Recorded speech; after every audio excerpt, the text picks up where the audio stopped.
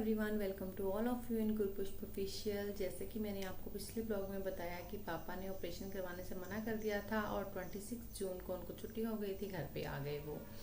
घर पे आ गए तो फिर हमने तो उनसे कुछ नहीं बोला कि आप करवाएं कि ना करवाएं, आपको करवाना ही पड़ेगा। हमने ऐसा उनसे कुछ नहीं बोला। लेकिन जिसको पता लग रहा था, फैमिली में रिश्तेदारों के फ़ोन आ रहे थे, सब लोग बोल रहे थे कि आपने क्यों नहीं करवाया। किसी को बोल रहे थे कि मेरा ऑपरेट हो गया है, किसी को बोल रहे थे कि मैं 15 दिन रुक के करवाऊंगा। ऐसे ही वो सबसे बातें कर रहे थे। जब हमसे बात होती तो हम बोलते थे कि उन्होंने नहीं करवाया ऑपरेट। पता तो सबको ही था, पर वो ऐसे ही बोल रहे थे और मुझे बोल रहे थे कि मुझे घर जाना है, मुझे अपना देसी इलाज करवाना है, मुझे अनंतपुर साहिब जाना है। तो हमने बोला ठीक है, भेज देंगे अनंतपुर साहिब, कोई बात नहीं, अभी आप पहले थोड़ा सा स्टेबल हो जाओ, फिर आपको हम घर भेज देंगे। हमने उनसे बिल्कुल भी डिस्कस नहीं किया। सबके फ़ोन आ रहे थे, फिर मेरी सिस्टर का भी फ़ोन आया।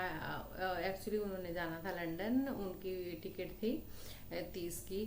तो फिर मैंने भी उनको बोला कि अभी आप सोच रहे होगे कि मैं चंडीगढ़ चला जाऊँगा, तो दीदी तो चंडीगढ़ है नहीं, दीदी तो जा रही हैं, तो फिर आप अभी कैसे रहोगे वहाँ जाकर, नदर के स्कूल भी ओपन होने वाले हैं।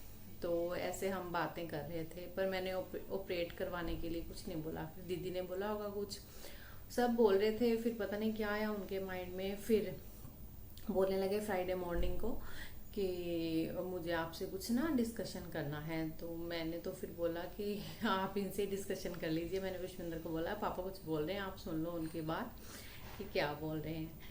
तो फिर इन्होंने आके बोला, तो फिर बोलने लगे कि नहीं मैं करवा लेता हूँ ऑपरेट, आप पूछो डॉक्टर से कि मैं ऑपरेट करवा लेता हूँ।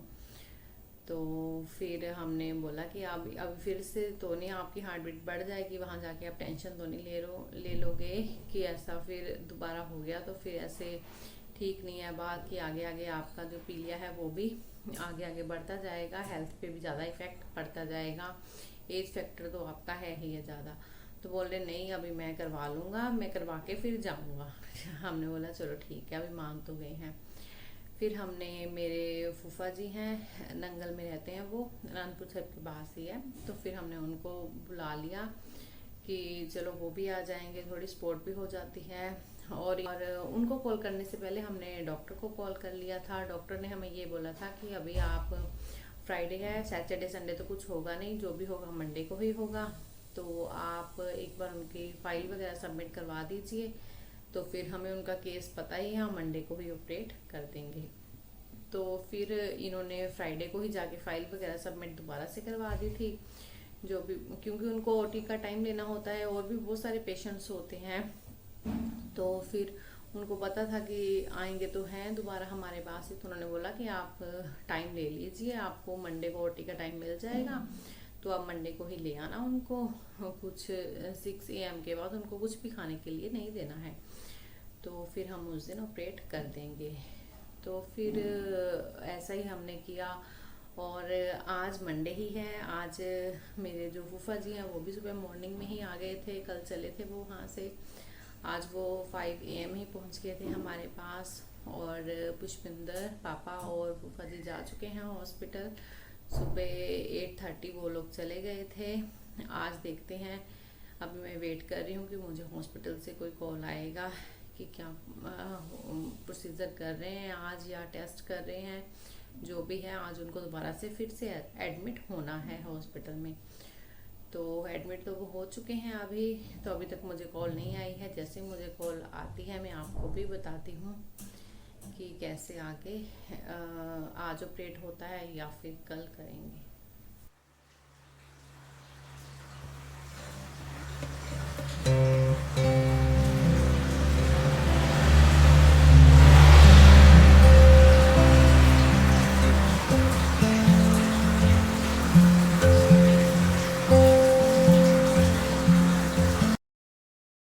नदर, नदर इधर करी मुंह, इधर करी। अरे वाह, रेडी हो गया स्कूल जाने मेरा बुद्धू। चलो चलो चलो, फिर दूध पी लो पहला, थोड़ा पी लो दूध। ऐदा नहीं करनी, बोतल टूट जाती है। ओहो, दूध नहीं पीना, थोड़ा दूध पी लो, दूध पी लो प्लीज। चलो आओ आओ, फिर आ जाओ, आओ चलिए, फिर लेट हो रही।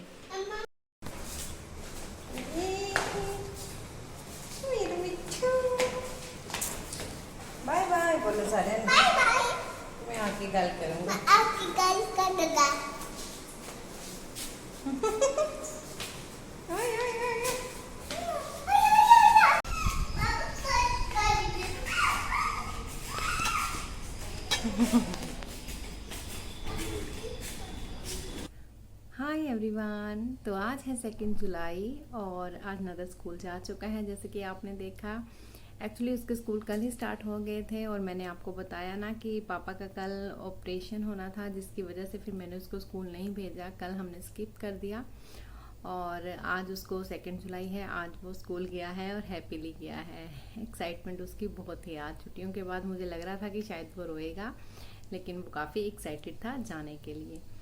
और पापा का ऑपरेशन भी बहुत अच्छे से हो गया। कल आफ्टरनून में हुआ है उनका ऑपरेट और अभी वो ठीक हैं, स्टेबल हैं। मे बी आज शायद उनको छुट्टी भी हो जाएगी।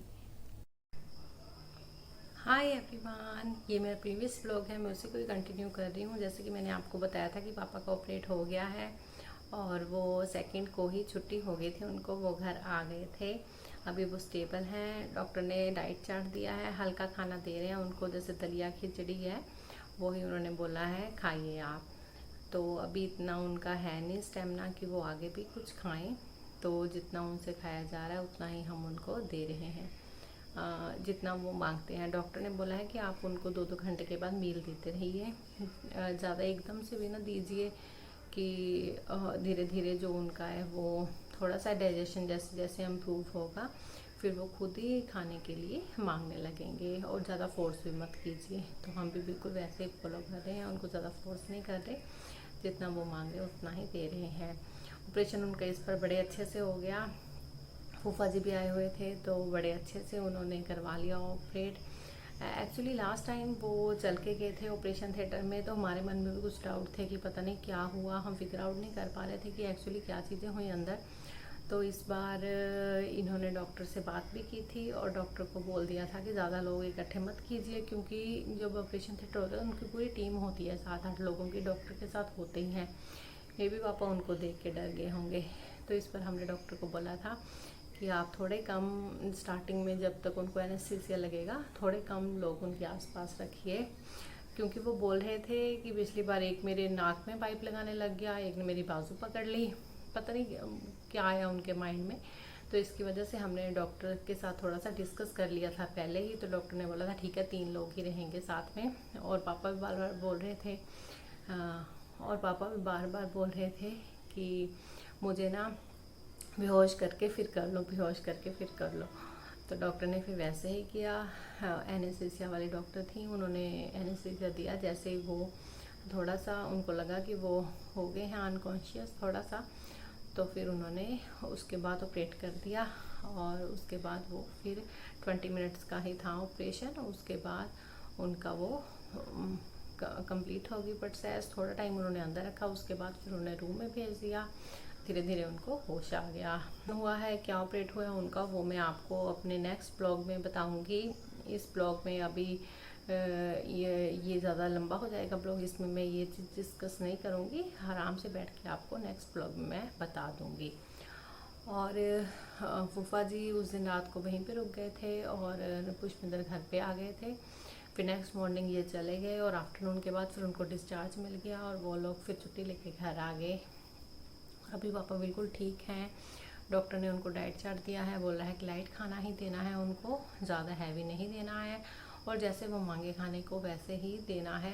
थोड़ी सी उनको इंस्ट्रक्शंस दी हैं, क्योंकि उनको ऊपर से नमक खाने की ज़्यादा है, कि थोड़ा सा जैसे हम नॉर्मल सॉल्ट खाते हैं थोड़ा सा वो ज़्यादा खाने लग गए थे कुछ टाइम से।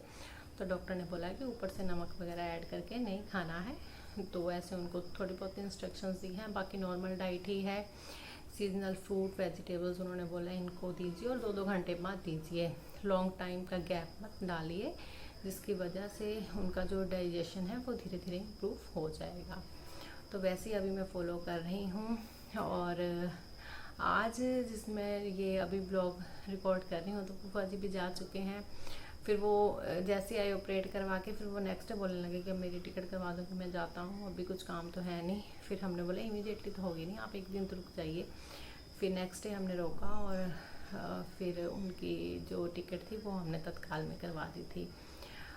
और वो भी अभी जा चुके हैं। और मैं आपको धीरे धीरे फिर अपना भी जो रूटीन है ब्लॉगिंग का वो भी धीरे धीरे कंटिन्यू करती हूँ। और पापा की टेक केयर भी साथ साथ में करनी है, उनकी जो भी हेल्थ की अपडेट होगी आपको साथ साथ में देती रहूँगी।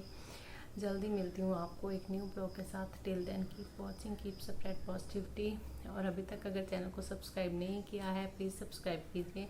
Thank you so much for watching.